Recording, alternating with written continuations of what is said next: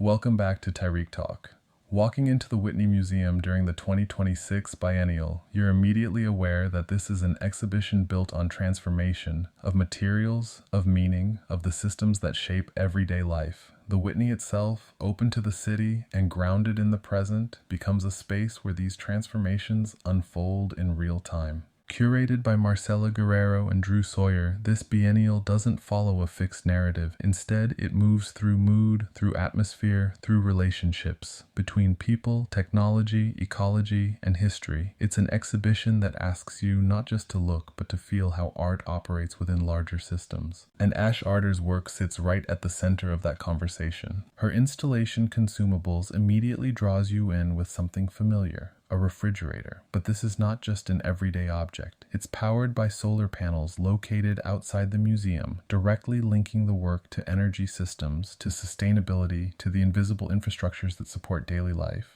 Inside the refrigerator, you encounter something unexpected. Cadillac hood ornaments, symbols of luxury, stability, and industrial power, are recreated in materials like butter, shea butter, and chocolate. These are substances that nourish, that melt, that decay. They are temporary, fragile, and deeply physical. There's a tension here that you can't ignore. On one hand, you have the imagery of permanence, automotive emblems tied to industry, legacy, and status. On the other, you have materials that are perishable, that resist longevity, that exist in a constant state of change. And that contrast becomes even more personal. Arder modeled these objects after a keepsake hood ornament from her late father's car. He worked for General Motors, the parent company of Cadillac. So within this industrial symbol, there's also memory, family, and inheritance. The work becomes both intimate and systemic at the same time. You're not just looking at sculpture, you're looking at a layered reflection on labor, legacy, and value. And then there's the element of time.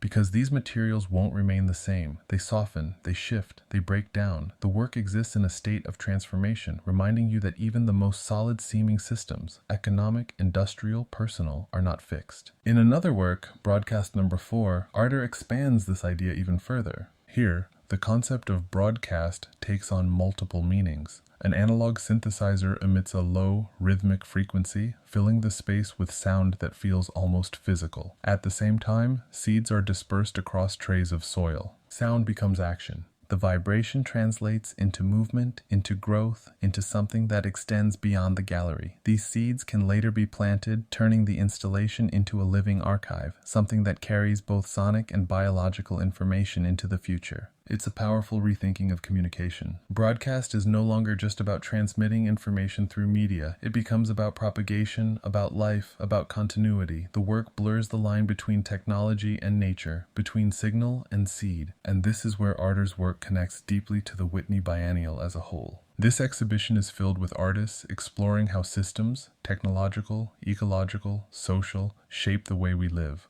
Arder doesn't just represent those systems, she activates them. She makes them visible, tangible, and experiential. The Whitney space enhances this experience. You move between indoor and outdoor elements, between light and sound, between static objects and living processes. The museum becomes part of the work, just as the work extends beyond the museum. And as you spend time with Arder's installations, you begin to feel a shift. A shift in how you understand value, a shift in how you think about permanence, a shift in how you see the relationship between human systems and natural cycles. Because in the Whitney Biennial 2026, Arder's work isn't just about objects, it's about transformation. And the realization that everything we build, inherit, and depend on is always in motion.